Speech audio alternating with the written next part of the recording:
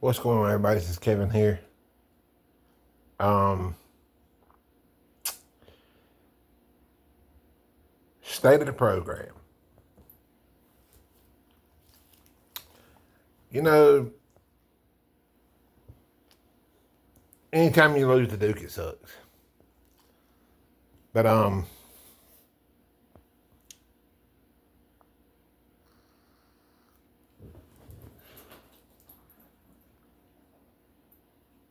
I think I got it wrong in the Bill Belichick hire. I should have listened to the media about how stubborn he was. I can't get mad about it anymore. I mean, it's just that's where they are. I mean, this is who they are.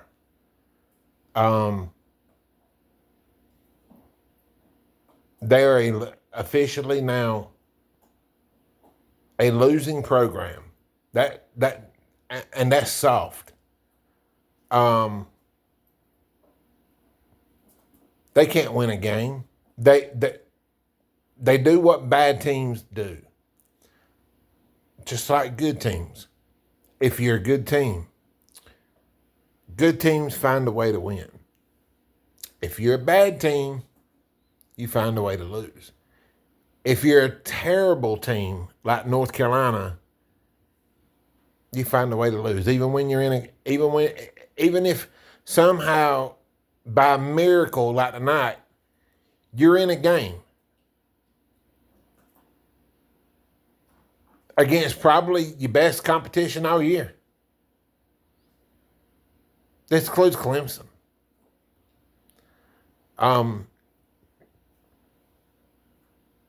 I think North Carolina football is now going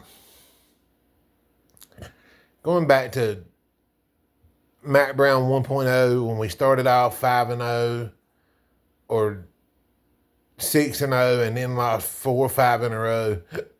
Excuse me, 2 consecutive years. Fedora, it was horrible in his years, except for 2015. And Bill Belichick 2.0. I mean, Matt Brown 2.0 was a total train wreck. But at least with Matt Brown's train wreck, it kind of stayed on the track. I mean, we were kind of stabilized. We knew who we were. We knew that we could score points at will, but we knew we couldn't stop anybody. And then this year, the truth be known, and just sitting here right now telling you the truth, there are 2 wins, okay, in the conference. Stanford. Are they good? Somebody tell me what their record is. Are they good? No. In fact, they're at the cellar of the ACC. Brings me back to Syracuse. Syracuse is the team that I had playing in the ACC title game. Syracuse looked extremely good until their quarterback went down. Syracuse would have not lost to North Carolina if their quarterback didn't go down for the season. So you can consider that a moral victory. If you consider moral victories a victory, I mean, it went down as a win in the win column, and I guess that's all that counts. But I have to be honest. I mean, I have to be honest and not lie about it like Carolina did and tell the truth. Carolina lied to their fans and sold us this belief that Bill Belichick was going to be the one to turn it around.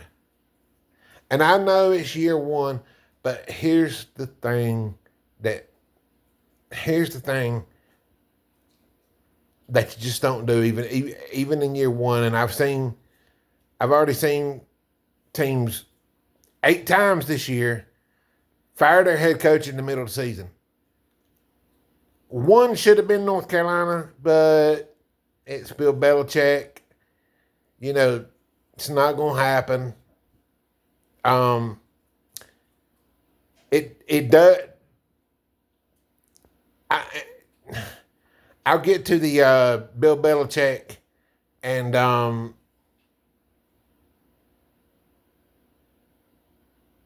Gio Lopez thing in just a moment. The defense was absolutely abysmal tonight, to say the least.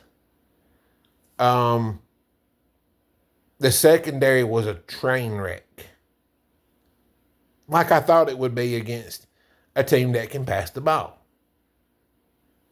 Stanford, horrible offensive team. Can't pass the ball past 5 yards. And they almost lost that game.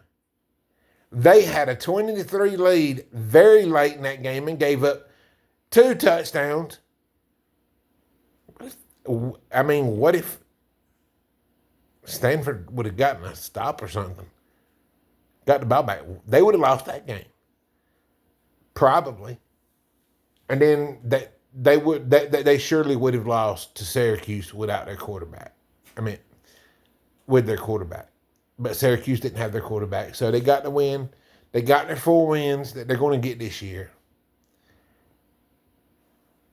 Now I'm going to tell you the reason why I think that Belichick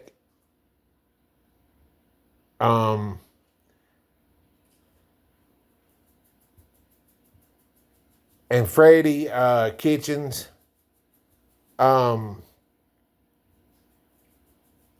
Belichick and Freddie Kitchens should be fired. You lose to Wake, you lose to NC State, and you lose to Duke all in one season. Should be grounds for firing no matter where you coach. Just want to get that clear. Bill Belichick is the most stubborn football coach in the history of football. Okay? Gio Lopez has been our quarterback all year, and he's been extremely horrible. Just a devastatingly bad quarterback. All year long. And Carolina fans, we can say that he played good tonight. He was playing against the second worst defense in the ACC. That's slightly ahead of Carolina. All right. That's the reason why he was able to put up points like that. And he didn't even make it to 30. That's just how bad they are. They're extremely bad. And he's an extremely bad quarterback that should have to donate his entire $8 million back to the University of North Carolina. And Bill Belichick should have to donate all the money that he got in the contract back to the University of North Carolina. Don't happen that way. I get it. I understand that. This is why you probably just shouldn't hire NFL coaches at the college level because it's different. In the NFL, things move slow. Teams walk up to the line slow. Get the ball off at like 5 seconds to go on the clock, the play clock. In college, You got teams that's racing up to the line of scrimmage from the 40-second line, and they're already hiking the ball at 20 seconds. Bill Belichick bleeds the clock below 5 seconds for the vast majority of the time. If you notice, when Carolina snaps the ball, the clock is most of the time in the red.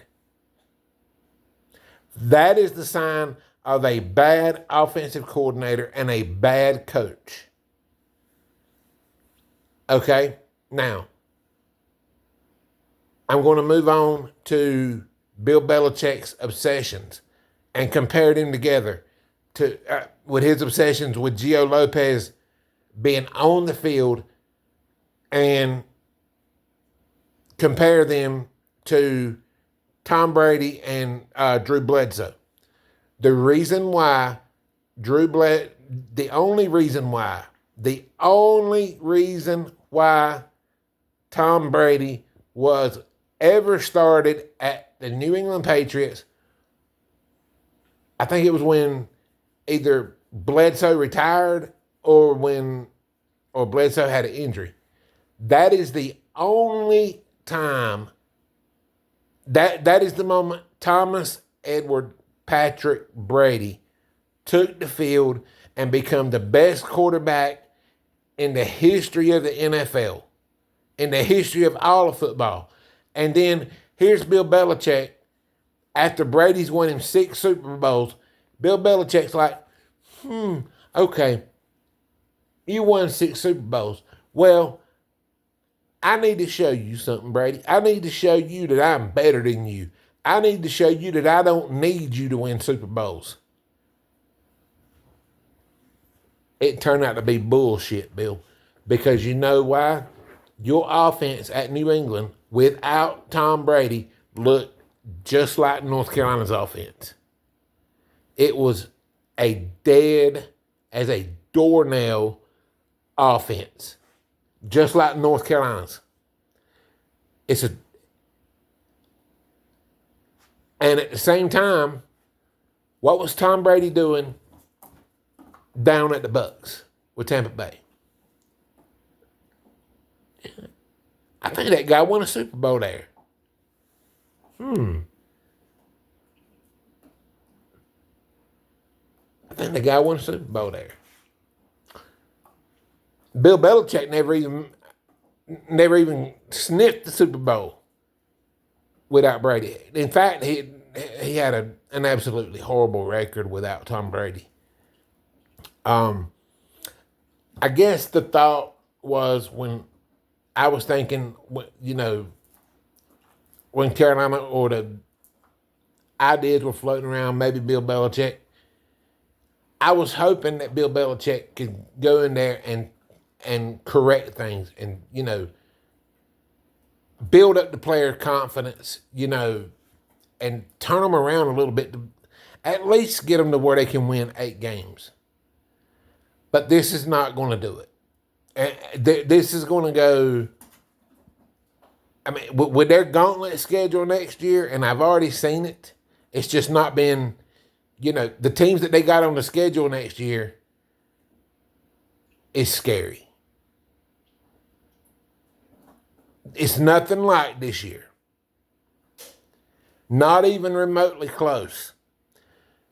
Next year, I think they got Clemson. They got Miami. I think they got Notre Dame. I think they got Louisville. I don't know. Then you got the brawl between them and NC State, which probably won't be close. And then Duke. The state of the program, of the football program at Carolina, is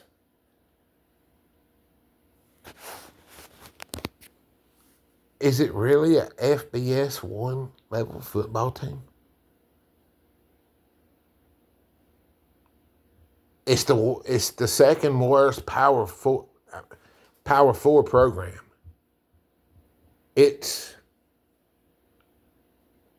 There's many group of 5 teams that would destroy this team. There's a few FCS teams that would beat this team.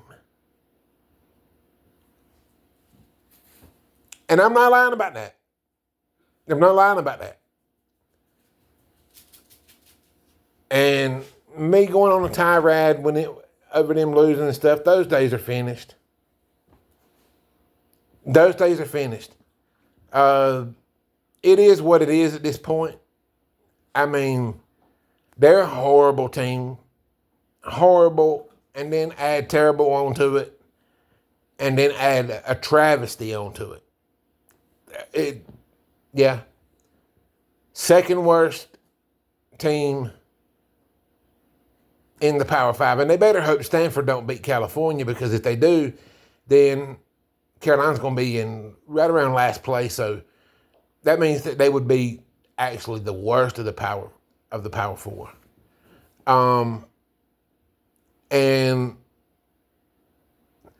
as for talks and stuff about going to the SEC, stop the bullshit, Carolina. I know I was talking about it too, had my hopes up and stuff. I've already stopped with the bullshit. And Carolina fans and Carolina, just no. We can't win games even in a lackluster and absolutely terrible ACC in a conference whose championship winner may not even make the college football playoffs. How about that?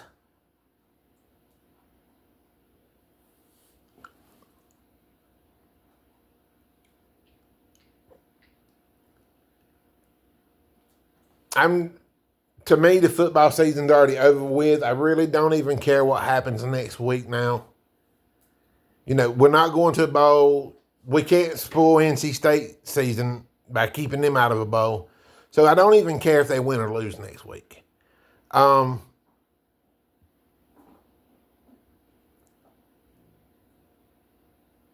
know Bill Belichick is not going, he's going to probably start Gio Lopez next week. And he might, as the season ends, let Max Johnson play a little bit. But if I was Max Johnson, there's no question in my mind I would transfer. Because I believe he's a better quarterback way better quarterback than Gio Lopez. But I'm not giving Gio Lopez no kudos tonight. No, I'm not. Because he missed he threw the ball downfield, had a wide open receiver, and just completely overthrew him. And I said, man, that was a walk-in touchdown. And I mean, it was like in the second quarter or third or something like that. Third quarter, they dominated. Maybe it was the late first or early second or mid-second. I don't know. But it did happen when he threw the ball deep and he had a wide open man where all he had to do was just catch it and go. And he had nothing but grass ahead of him for a touchdown.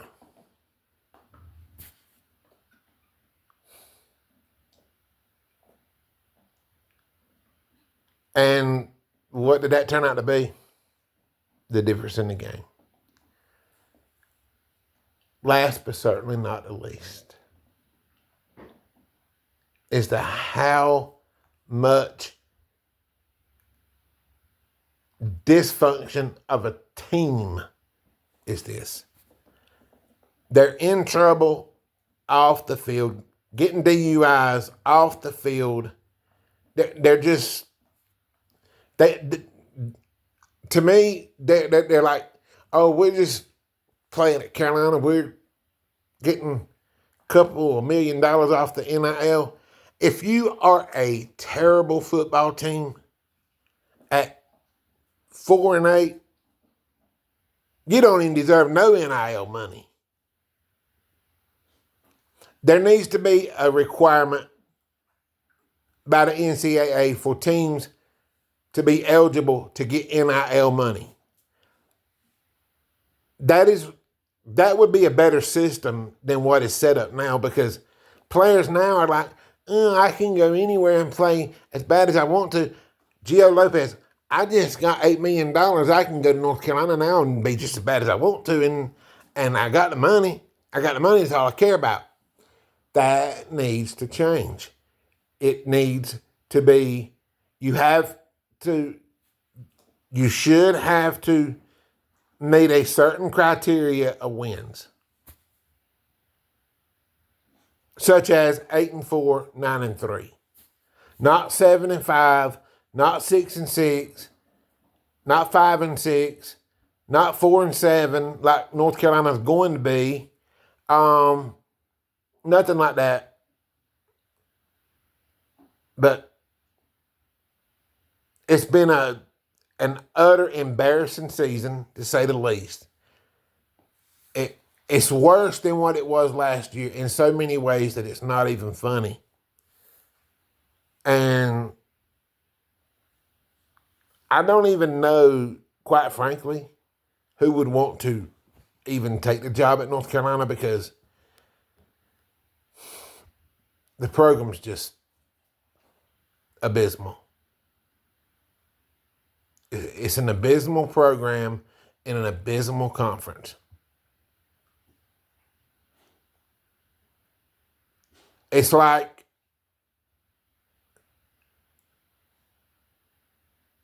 the Washington Wizards of the NBA. The worst of the worst. That's who they are. And this is my last post-game video this year.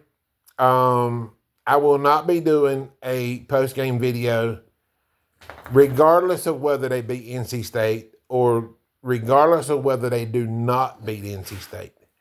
I will not be doing a post-game video. I will not be doing a pre-game video. Why would I do that for a team that is not even going to a bowl, that doesn't deserve to even have a full win season? They shouldn't. They shouldn't have a full win season. They should be 2-10, and they would be if Stanford didn't wait till so late to get off to such a slow start. And then Stanford decided to wait to the last 4 minutes before they showed up. Had they shown up earlier, that game would have went the same way as this one. Had Syracuse's quarterback played, that would have been Carolina would have probably gotten routed. I thought that they were going to get routed tonight. I was wrong. But going into that Hornets Nest next week in Raleigh at Carter Finley, they have no shot to win that game. I give NC State a 100% chance to win that game. North Carolina does not even get a 0.1% chance. That's just how bad they are. And a lot of these players, especially Gio, wouldn't be starting at any other Power 4 team. Probably wouldn't even start for Boston College.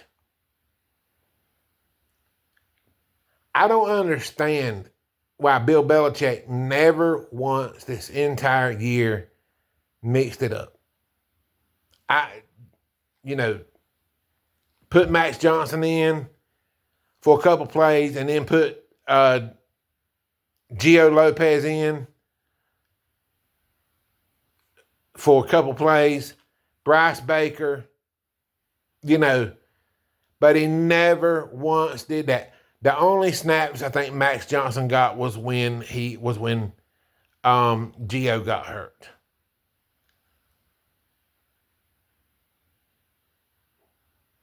Bill Belichick, unfortunately, North Carolina fans, it's not going to work. It's not going to work.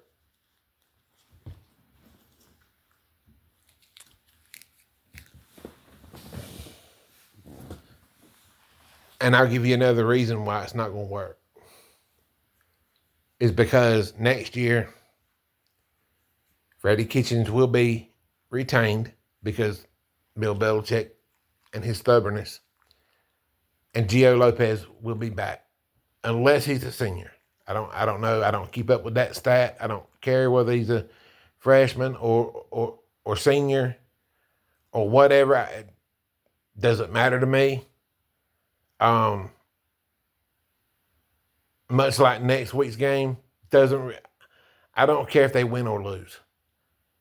But if you lose to Wake Forest, Duke, and NC State in the same season, in back-to-back games, you, my friend, you have to go. That's the way I see it. I've never been more frustrated with North Carolina football than I am this year. I remember the year, and I know a lot of Carolina fans that wasn't born back then, but I remember the year they lost to Furman. I remember the year they lost to an embarrassingly bad Virginia team. I think it was the same year. 16-3 at Kenan Stadium. And I think it was that same year where they just got blitzed by Furman. But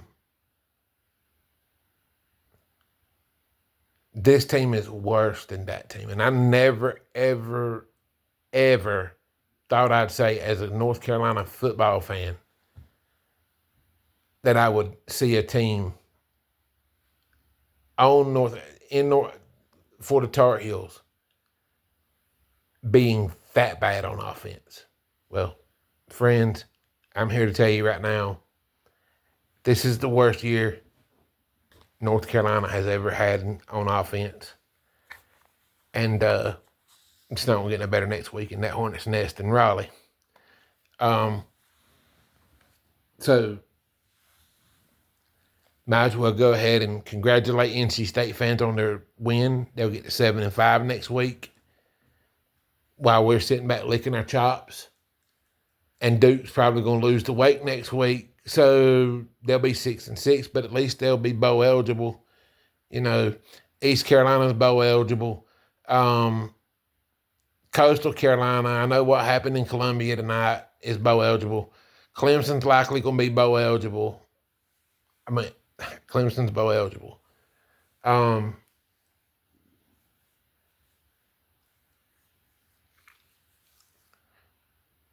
Boy, if your name is North or South Carolina, you got to feel bad. You got to feel bad. Because both North Carolinas are destined for a 4-8 season.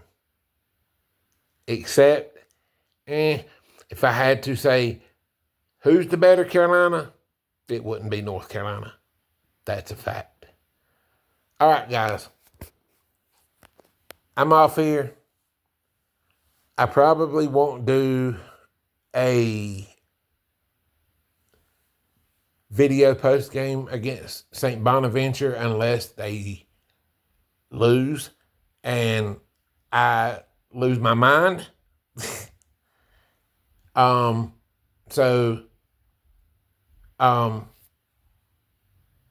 Look forward to seeing you guys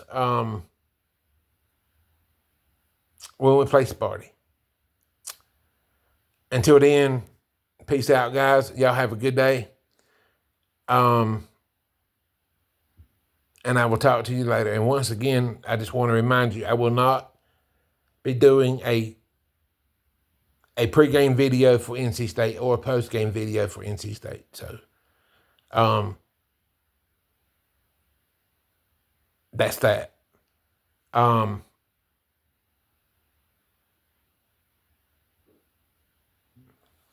The title of this video is going to be the State of the North Carolina Football Program. All right, guys. Peace out and take care.